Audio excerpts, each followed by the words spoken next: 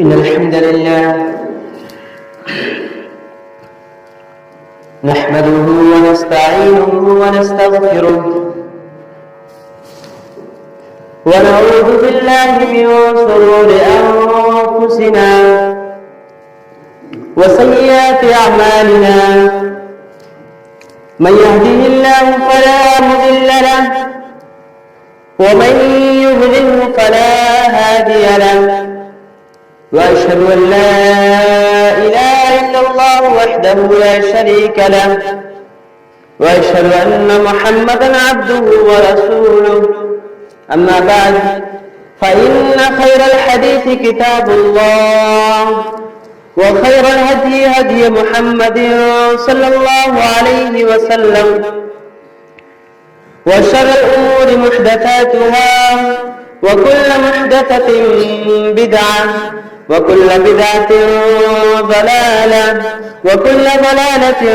في النار فأعوذ بالله من الشيطان الرجيم بسم الله الرحمن الرحيم قاف والقرآن المجيد بل عجبوا أن جاءهم منذر منهم فقال الكافرون هذا شيء عجيب أإذا متنا وكنا ترابا ذلك رجل بعيد قد علمنا ما تنقص الأرض منهم وعندنا كتاب حفيظ بل كذبوا بالحق لما جاءهم فهم في أمر مريج أفلم يعودوا إلى السماء فوقهم كيف بنيناها وزيناها وما لها من فروج والأرض مددناها وألقينا فيها رواسي وأنبتنا فيها من كل زوج بهيج تبصرة وذكرى لكل عبد منيب ونزلنا من السماء ماء مباركا فأنبتنا به جنات وحب الحصيد والنخل باسقات لها طلع نضيد رزقا للعباد وأحيينا به بلدة ميتا كذلك الخروج كذبت قبلهم قوم نوح وأصحاب الرس وثمود وعاد وفرعون وإخوان لوط وأصحاب الأيكة وقوم تبع كل كذب الرسل فحق وعيد أفعينا بالخلق الأول بل هم في لبس من خلق جديد. بارك الله لنا ولكم في القرآن المجيد. أعوذ بالله من الشيطان الرجيم. بسم الله الرحمن الرحيم. يا أيها الذين آمنوا اتقوا الله حق تقاته ولا تموتن إلا وأنتم مسلمون. وقال الله تبارك وتعالى في موضع آخر ومن يتق الله يجعل له مخرجا رب اشرح لي صدري ويسر لي أمري واحلل عقدة من لساني يفقهوا قولي رب زدني علما اللهم رب زدني علما. حاضرین جمعہ اور معزز و مکرم سامعین، بزرگوں اور میرے پیارے اسلامی بھائیوں، سب سے پہلے صلی اللہ رب العالمین وحدہ لا شریک رب العالمین کے لیے تعریف و توصیف کبریائی و بڑائی، جو کہ تنہا تمام کائنات کا خالق ہے، مالک ہے، رازق ہے۔ اور اس کے بعد اس کے بھیجے ہوئے تمام نبیوں رسولوں اور پیغمبروں پر درود و سلام نازل ہو، خصوصاً آخری نبی رحمت للعالمین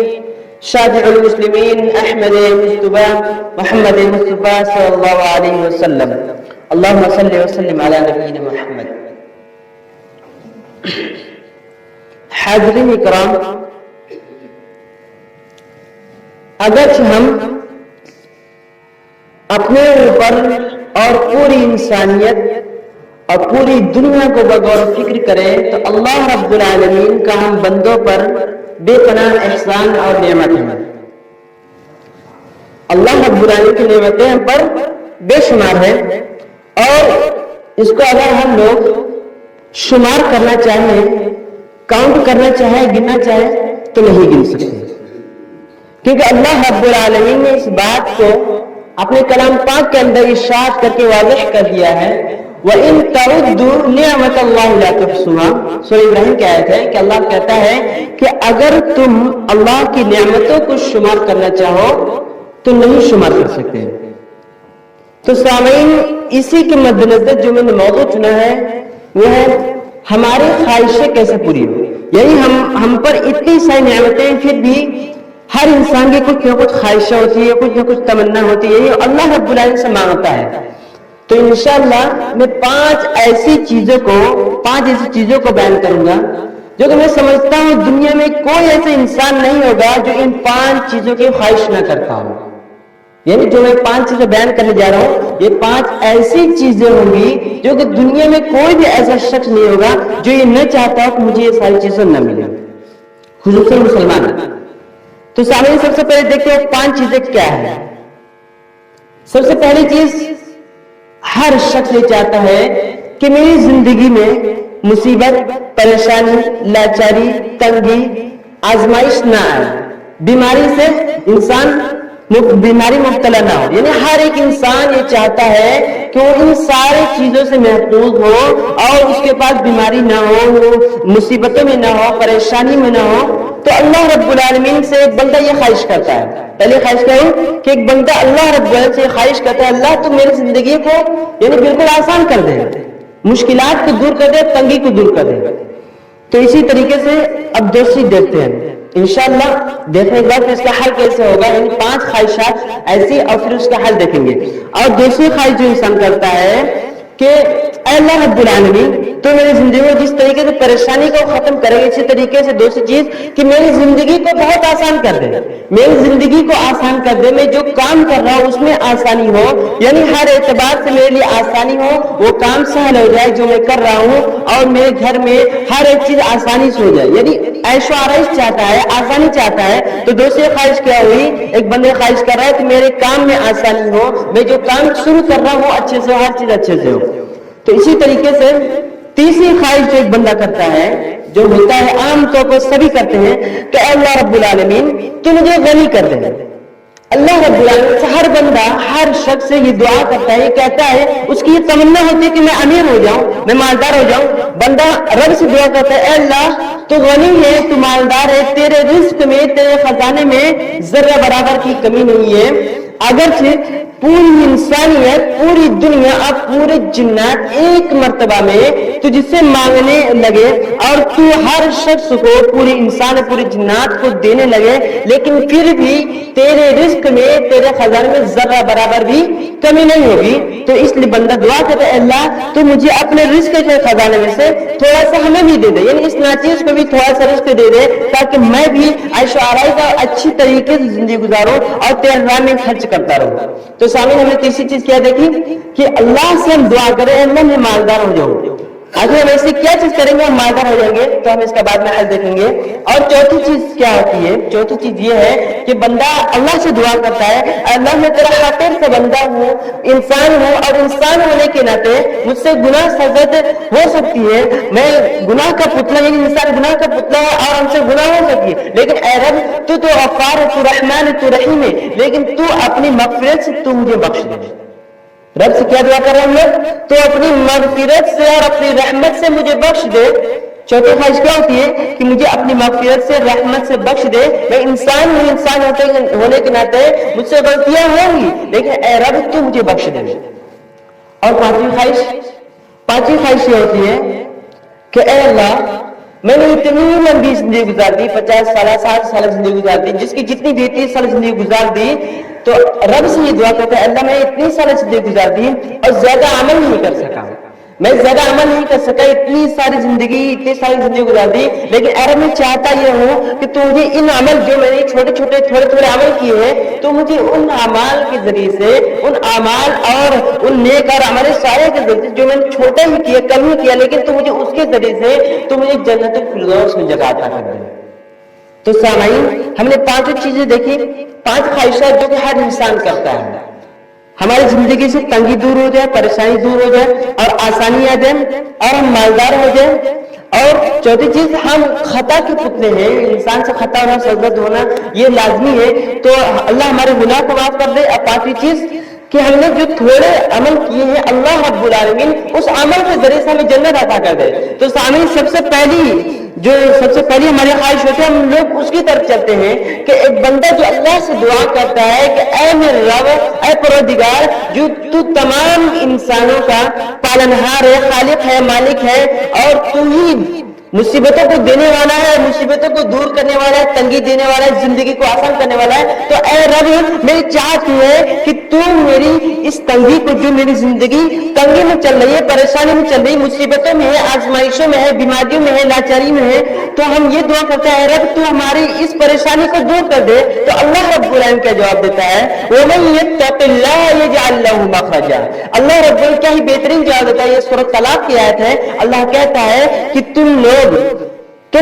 اللہ رب العالمین کا تقوی اختیار کرو۔ وَمَن يَتَّقِ اللَّهَ، جو بھی شخص اللہ کا تقوی اختیار کر لے، اللہ سے ڈر جائے، اللہ سے ڈرنے لگے، تو اللہ رب العالمین کیا کہہ رہا ہے کہ اللہ رب العالمین اس کی زندگی میں آنے والی پریشانیوں سے، مصیبتوں سے، آزمائشوں سے اسے نجات دے دے گا۔ یہ مصیبتیں جو آنے والی ہے یا آ چکی ہے، تو اللہ رب العالمین نکلنے کا راستہ بنا دے گا۔ تو سامعین، ہمیں کیا پتہ چلا؟ پہلی جو خواہش تھی ہماری کہ ہم اللہ رب العالمین یعنی ہمارے جو پریشانیاں ہیں اللہ رب العالمین اس کو دور کر دے، تو اللہ رب العالمین ہمیں حل کیا بتا رہا ہے؟ وَمَن يَتَّقِ اللَّهَ، اے میرے بندو تم لوگ تقوی اختیار کرو، وَيَجْعَل لَّهُ مَخْرَجًا، تو اللہ رب العالمین وہ تنگی جو ہے، جو پریشانی کی شکل تم پر مصیبتیں آئی ہوئی ہے، اللہ کیا کہہ رہا ہے کہ نجات کا راستہ بنا دے گا، پریشانی کو دور کر دے گا۔ تو سامنے ہمیں پہلی چیز کا حل مل گیا کہ ہم تقوی اسی چیز کو اپنا لیں۔ دوسری خواہش کیا تھی؟ اسی کے برعکس سے کہ اے اللہ جیسے تنگی دور ہوئی، اے اللہ تو ہمارے لیے آسانیاں فراہم کر دے،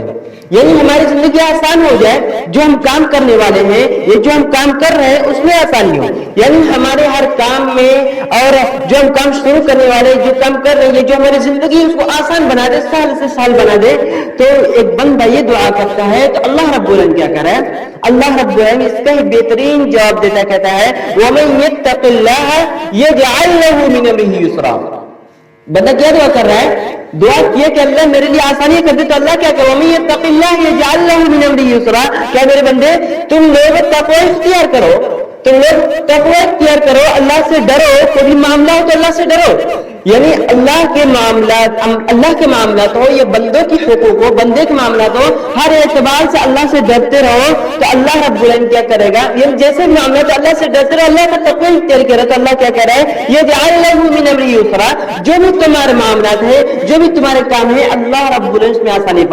پیدا کر دے گا، اللہ رب العالمین اس میں آسانی پیدا کر دے گا۔ تو سامعین، ہمیں کیا ضرورت ہے کہ ہم اللہ رب العالمین کا تقوی اختیار کریں، اللہ سے ڈرتے رہیں، چاہے کیسا ہی معاملہ ہو، چاہے بندوں کے معاملات ہو، چاہے اللہ رب العالمین کے حقوق کے معاملات ہو، ہر اعتبار سے ہم اللہ سے ڈرے اور اللہ رب العالمین کے مقرب بندے بننے کی کوشش کریں، اس سے اطاعت گزار بندے بنے اور اسے ڈرتے رہیں۔ دوسری خواہش ہو گئی، یعنی پہلی خواہش کہ اللہ رب العالمین تم میری زندگی میں بھول سے بھی تنگی پریشانی نہ ہے، تو ہمیں اس کا بھی جواب ملا تقوی۔ دوسری چیز آسانیاں ہی آسانیاں ہو، تو اللہ رب العالمین نے اس کا بھی جواب دے کہ تم تقوی اختیار کرو، اللہ سے ڈرتے رہو۔ اب تیسری چیز کیا ہے؟ تیسری چیز ہے کہ اللہ رب العالمین سے ہم دعا کریں اللہ تو مجھے مالدار بنا دے، کیونکہ تیرے رزق کے خزانے میں ذرہ برابر بھی کمی نہیں ہے. ویسا ہی ہے جیسے کہ سمندر میں انسان انگلی ڈالے, اب پھر نکال کے دیکھے انگلی میں پانی کتنا لگا ہوا ہے, ویسے جس طریقے سے انگلی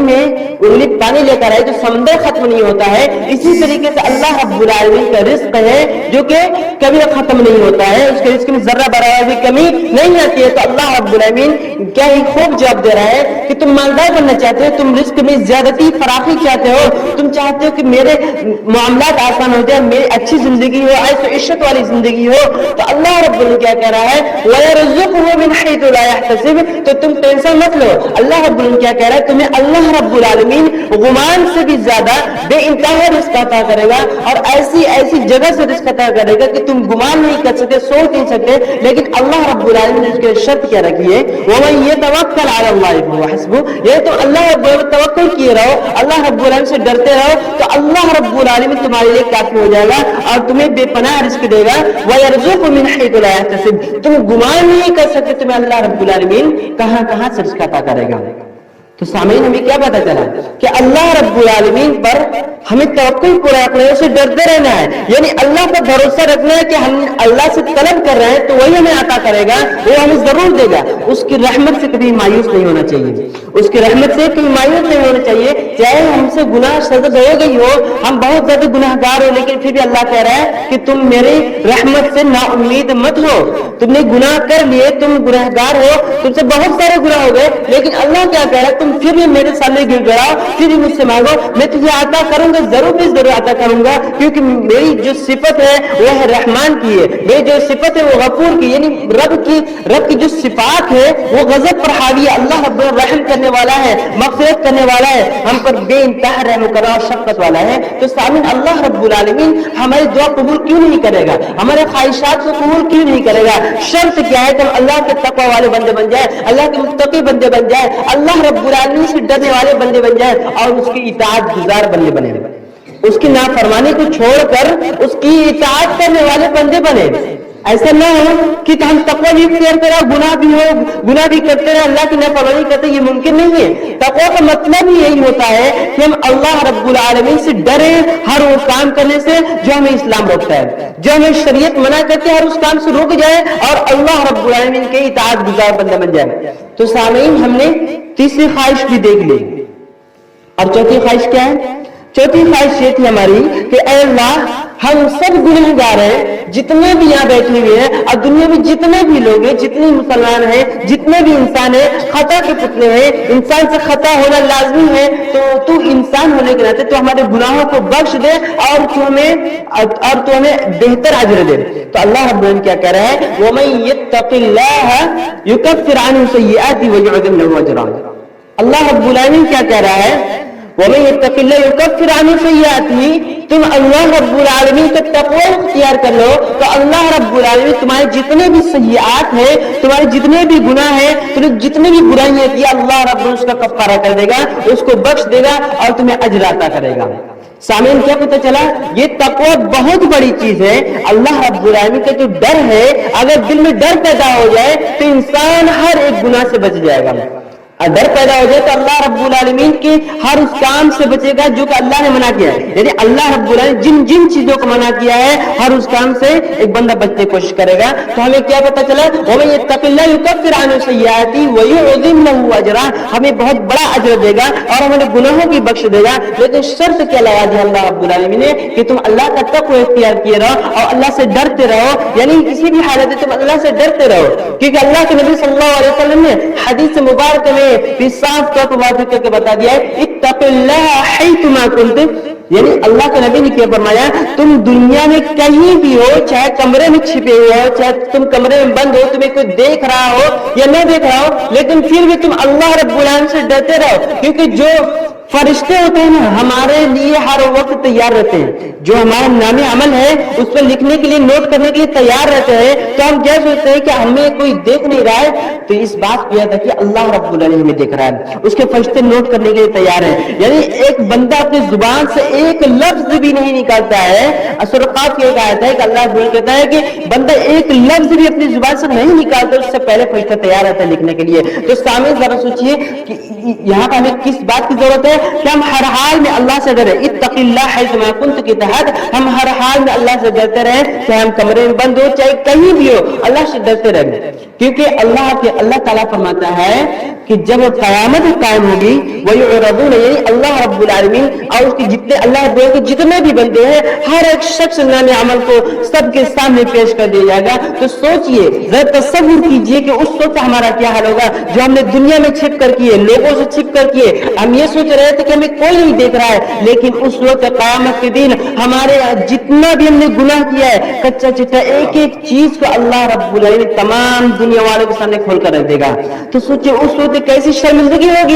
ہمیں کتنا زیادہ افسوس ہوگا. کاش کہ ہم اللہ سے ڈر گئے ہوتے، کاش کہ ہمیں تقوی اختیار کر لیا ہوتا تو آج ہم آج یہاں پر شرمندگی اٹھائی نہیں پاتی، آج ہم یہاں پر شرمناک طور پر نہ سامنا کرنا ہوتا. تو سامعین اور میرے مسلمان بھائی، ذرا اس بات کو تدبر کیجئے، غور و فکر کیجئے اور اپنے آپ کو غور و فکر کیجئے کہ ہم کیسے گناہوں میں پڑے ہوئے ہیں، اپنے آپ کو اللہ کی نافرمانی میں لگائے ہوئے ہیں، نیکیوں سے دور ہے، عمل صالح سے دور ہے. سامعین، ہمیں ضرورت کس بات کی ہے کہ ہم ہر حال میں اللہ رب العالمین سے ڈرتے رہے اور اس بات کا خیال کریں کہ جب میدان محشر قائم ہوگی تو اس وقت ہم اللہ رب العالمین کو کیا جواب دیں گے. آج ہم یہ سوچتے ہیں کہ چلو چھوڑو، دیکھیں گے جو ہوگا آخرت میں دیکھ لیں گے، لیکن سامنے ذرا سوچیے اس وقت ہم کیا کریں گے. یہاں پر تو کہہ دیتے ہیں کہ 2 دن کی زندگی ہے، موج سے گزار لو. نہیں میرے بھائیوں مسلمان بھائی، ذرا غور و فکر کرو. 2 دن کی اگر اللہ نے زندگی دی ہے تو مقصد بتلا کر بھیجا ہے کہ وما خلقت الجن والانس الا ليعبدون، کہ میں نے تمام بنی آدم کو ایک مقصد کے تحت دنیا پیدا کیا ہے اور وہ مقصد ہمیں واضح طور پر بتلا دیا ہے